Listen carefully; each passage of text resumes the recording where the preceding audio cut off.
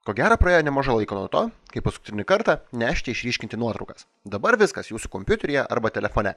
Bet ką daryti su senom nuotraukom, kurių galbūt dar turite netgi nespalvotų?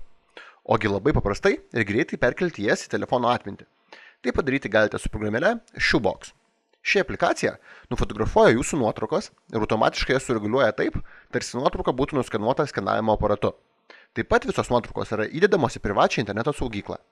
Norėdami pradėti naudotis, turite užsiregistruoti arba prisijungti su Facebook, o tai padarę, galite pradėti fotografuoti. Aš pabandysiu pademonstruoti šią funkciją, fotografuodamas žurnalą. Kaip matote, programėlė užfiksavo visus nuotraukos kampus. Jei automatiškai tai buvo padaryta neteisingai, galite pataisyti rankiniu būdu. O paspaudus Next matome rezultatą.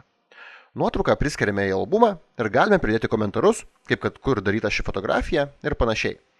Taigi štai taip, itin greitai galite skaitmenizuoti visą savo senų nuotraukų kolekciją. Programėlę Shoebox rasite internete adresu programėlės.unitel.lt.